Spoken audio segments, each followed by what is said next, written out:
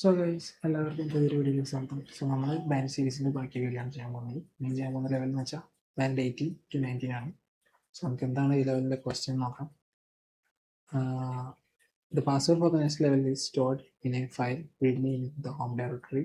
Unfortunately, someone has modified .bashrc to log you out when you log in with the SSH. So എന്താണ് ആദ്യം നമുക്ക് .bashrc നോക്കാം. So എന്താണ് bashrc എന്ന് പറഞ്ഞു കഴിഞ്ഞാൽ നമ്മൾ എല്ലാ പ്രാവശ്യവും ഇതൊരു ബാക്ക്ഗ്രൗണ്ടിൽ റണ്ണാവുന്നൊരു പ്രോസസ്സാണ്.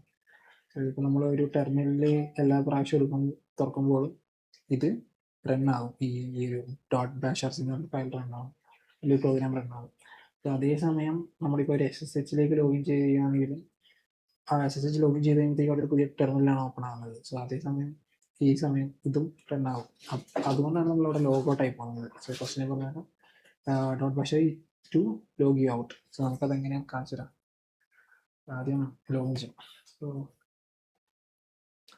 SSH ഞാനിവിടെ ഓൾറെഡി വെച്ചിട്ടുണ്ട്.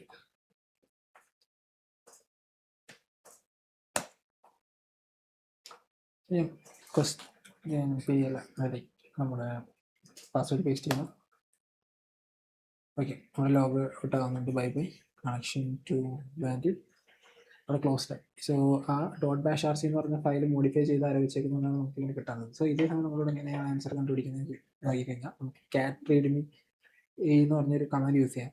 readme എന്ന് പറഞ്ഞ ഫയലിൻ്റെ അകത്താണ് നമുക്കുള്ള പാസ്വേഡ് ഉള്ളത്. സോ അപ്പം cat readme. സോ അപ്പം ഇത് റൺ ആകുമ്പോൾ ഇതിൻ്റെ പാരലായിട്ട് cat readme എന്ന് പറഞ്ഞ കമാൻഡ് എക്സിക്യൂട്ട് ആവും. അങ്ങനെയായിരിക്കും നമുക്ക് ഇതിൻ്റെ ആൻസർ കിട്ടുക.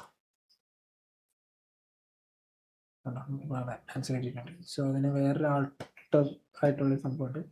എങ്ങനെയാണെന്ന് വെച്ച് കഴിഞ്ഞാൽ നമ്മൾ cat rcയുടെ പകരം അവിടെ കൊടുക്കുന്നത് നമ്മളൊരു ഷെല്ല് എടുക്കാനാണ് നോക്കുന്നത്. bin bash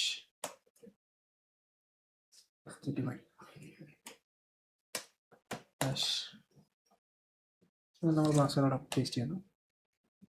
പേസ്റ്റ് ചെയ്ത് കഴിഞ്ഞാൽ ഇവിടെ നമുക്കൊന്നും വരില്ല. ജസ്റ്റ് നമ്മൾ എല്ലാം സെർച്ച് നോക്കാം. റീഡ്മി എന്ന് പറഞ്ഞ ഫയലാണ്. റീഡ്മി എന്നായിരിക്കും നമുക്കിവിടെ ആൻസർ കിട്ടും. നെക്സ്റ്റ് ലെവൽ പാസ്വേഡ് കിട്ടി. ഇനി വേറെ മൂന്നാമത്തെ ഒരു ഇതെന്ന് വെച്ച് കഴിഞ്ഞാൽ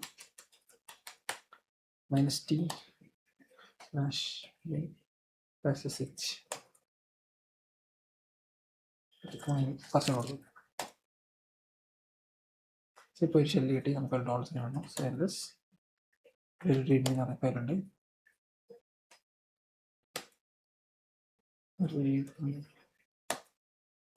നമുക്ക് അടുത്ത ആൻസർ കിട്ടും. സോ ഇതാണ് ഡിഫറെൻറ്റ് ആയിട്ടുള്ള അപ്രോച്ച്. സോ അടുത്തൊരു വീഡിയോ കാണുന്നതായിരിക്കും. Bye guys.